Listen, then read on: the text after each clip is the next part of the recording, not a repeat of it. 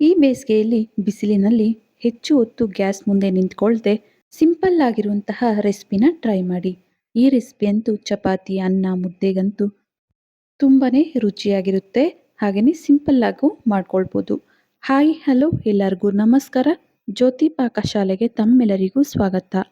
ಇಂದಿನ ವಿಡಿಯೋದಲ್ಲಿ ನಾನು ಸಿಂಪಲ್ ಆಗಿ ಒಂದೊಳ್ಳೆ ಚಟ್ನಿ ರೆಸಿಪಿನ ನಿಮ್ಮೊಂದಿಗೆ ಶೇರ್ ಮಾಡ್ಕೊಳ್ತಾ ಇದ್ದೇನೆ. ಬೆಂಡೆಕಾಯಿ ಟೊಮೆಟೊ ಚಟ್ನಿ.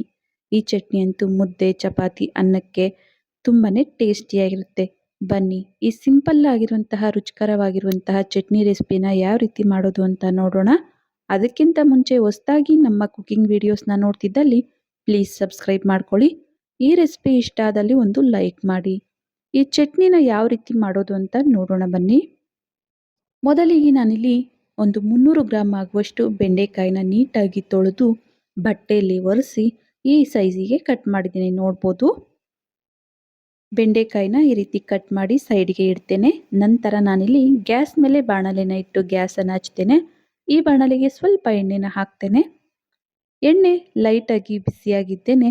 ಇದಕ್ಕೆ ಕಟ್ ಮಾಡಿರುವಂತಹ ಬೆಂಡೆಕಾಯಿನ ಸೇರಿಸ್ತಾ ಇದ್ದೇನೆ. ಗ್ಯಾಸನ್ನು ಲೋ ಟು ಮೀಡಿಯಂ ಉರಿಲಿ ಇಟ್ಟು ಈ ಬೆಂಡೆಕಾಯಿನ ಚೆನ್ನಾಗಿ ಎಣ್ಣೆಯಲ್ಲಿ ಫ್ರೈ ಮಾಡಬೇಕಾಗುತ್ತೆ. ಈ ಬೆಂಡೆಕಾಯಿನ ಈ ರೀತಿ ಎಣ್ಣೆಯಲ್ಲಿ ಫ್ರೈ ಮಾಡೋದ್ರಿಂದ ಲೋಳೆ ಅಂಶ ಕಡಿಮೆ ಆಗುತ್ತೆ ಅಂತಲೇ ಹೇಳ್ಬೋದು. ಚಟ್ನಿ ತುಂಬಾನೇ ರುಚಿಯಾಗಿರುತ್ತೆ. ನೋಡಿ, ಈ ರೀತಿ ಒಂದು 2ರಿಂದ 3 ನಿಮಿಷ ಚೆನ್ನಾಗಿ ಲೋ ಫ್ಲೇಮಲ್ಲೇ ಬೆಂಡೆಕಾಯಿನ ಎಣ್ಣೆಯಲ್ಲಿ ಫ್ರೈ ಮಾಡಿದ ನಂತರ ರುಚಿಗೆ ಖಾರಕ್ಕೆ ಅಂತ ನೋಡಿ ನಾವು ಹಸಿಮೆಣಸಿನ್ಕಾಯಿನ ಸೇರಿಸಬೇಕಾಗುತ್ತೆ. ನಾನಿಲ್ಲಿ ಒಂದು 8ರಿಂದ 10 ಆಗುವಷ್ಟು ಹಸಿಮೆಣಸಿನ್ಕಾಯಿನ ಕಟ್ ಮಾಡಿ ಸೇರಿಸಿದ್ದೇನೆ. 2 ಸಣ್ಣ ಗಾತ್ರದ ಈರುಳ್ಳಿನೂ ಸಹ ದಪ್ಪ ಗಾತ್ರದಲ್ಲಿ ಕಟ್ ಮಾಡಿ ಸೇರಿಸಿದ್ದೇನೆ. ಹಸಿಮೆಣಸಿನ್ಕಾಯಿ ಈರುಳ್ಳಿನ ಸೇರಿಸಿ ಮತ್ತೆ ಇವೆಲ್ಲವನ್ನ ಎಣ್ಣೆಯಲ್ಲಿ ಚೆನ್ನಾಗಿ ಫ್ರೈ ಮಾಡಬೇಕಾಗುತ್ತೆ. ಈರುಳ್ಳಿ ಹಸಿಮೆಣಸಿನ್ಕಾಯಿ ಬೆಂಡೆಕಾಯಿ ಇವೆಲ್ಲವೂ ಸ್ವಲ್ಪ ಫ್ರೈ ಆದ ನಂತರ ಈಗ ಇದಕ್ಕೆ ಟೊಮೆಟೊನ ಸೇರಿಸ್ತಾ ಇದ್ದೇನೆ. ನಾನಿಲ್ಲಿ 2ರಿಂದ 3 ಸಣ್ಣ ಗಾತ್ರದ ಟೊಮೆಟೊ, ಚೆನ್ನಾಗಿ ಹಣ್ಣಾಗಿರುವಂತಹ ಟೊಮೆಟೊನ ಸೇರಿಸ್ತಾ ಇದ್ದೇನೆ. 1 ಗಡ್ಡೆ ಆಗುವಷ್ಟು ಬೆಳ್ಳುಳ್ಳಿ, ಅನಂತರ 2 ಕಡ್ಡಿ ಆಗುವಷ್ಟು ಕರಿಬೇವು, ಅನಂತರ 1 ಹಿಡಿ ಆಗುವಷ್ಟು ಕೊತ್ತಂಬರಿ ಸೊಪ್ಪನ್ನು ಸಹ ಈ ರೀತಿ ಕೈಯಲ್ಲೇ ಮುರಿದು ಸೇರಿಸ್ತೇನೆ. ಹಾಗೆಯೇ ಹುಳಿಗೆ ಅಂತ ಸ್ವಲ್ಪ ಹುಣಸೆ ಹಣ್ಣನ್ನು ಸಹ ಇದಕ್ಕೆ ಸೇರಿಸ್ತಾ ಇದ್ದೇನೆ.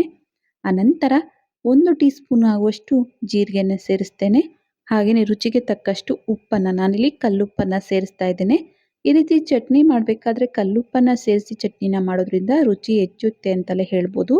ಕಲ್ಲುಪ್ಪನ್ನು ಸಹ ಸೇರಿಸಿ ಚೆನ್ನಾಗಿ ಇದೆಲ್ಲವನ್ನ ಮಿಕ್ಸ್ ಮಾಡ್ತಾ ಇದ್ದೇನೆ. ಚೆನ್ನಾಗಿ ಇದನ್ನು ಮಿಕ್ಸ್ ಮಾಡಿ ಇವೆಲ್ಲವನ್ನ ಸ್ವಲ್ಪ ಎಣ್ಣೆಯಲ್ಲೇ ಫ್ರೈ ಮಾಡಬೇಕಾಗುತ್ತೆ. ನೀರನ್ನು ಹಾಕ್ತೇನೆ. ಈ ರೀತಿ ಎಣ್ಣೆಯಲ್ಲೇ ಫ್ರೈ ಮಾಡಿ ನಾವು ಈ ಚಟ್ನಿನ ಮಾಡೋದ್ರಿಂದ ಜಾಸ್ತಿ ದಿನ, ಅಂದರೆ ಒಂದು 2ರಿಂದ 3 ದಿನ ಈ ಚಟ್ನಿನ ಸ್ಟೋರ್ ಮಾಡಿ ಸವಿಬಹುದು. ನೋಡಿ, ಈ ಟೊಮ್ಯಾಟೊ, ಈರುಳ್ಳಿ, ಬೆಂಡೆಕಾಯಿ ಎಲ್ಲವೂ ಚೆನ್ನಾಗಿ ಫ್ರೈ ಆಗಿದ್ದಾವೆ. ಈಗ ಗ್ಯಾಸನ್ನು ಆಫ್ ಮಾಡ್ತೇನೆ. ಇದನ್ನು ಫುಲ್ ತಣ್ಣಗಾಗಲಿಕ್ಕೆ ಬಿಡ್ತೇನೆ.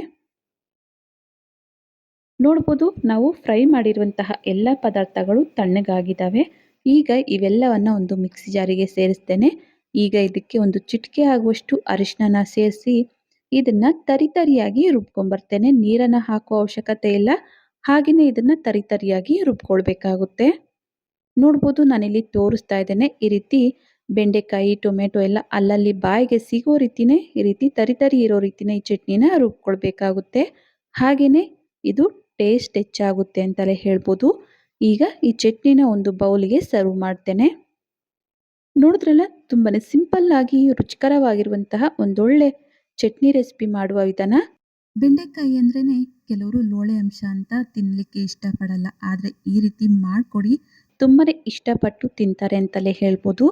ಈ ಬೆಂಡೆಕಾಯಿ ಟೊಮೆಟೊ ಚಟ್ನಿ ನಿಮಗೆ ಇಷ್ಟ ಆಗಿದೆ ಅಂದ್ಕೊಳ್ತೇನೆ.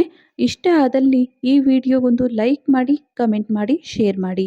ಇನ್ನು ಯಾರೆಲ್ಲ ಸಬ್ಸ್ಕ್ರೈಬ್ ಮಾಡ್ಕೊಳ್ದೆ ವಿಡಿಯೋನ ನೋಡ್ತಿದ್ದಲ್ಲಿ ಪ್ಲೀಸ್ ಸಬ್ಸ್ಕ್ರೈಬ್ ಮಾಡ್ಕೊಳ್ಳಿ. ಧನ್ಯವಾದಗಳು.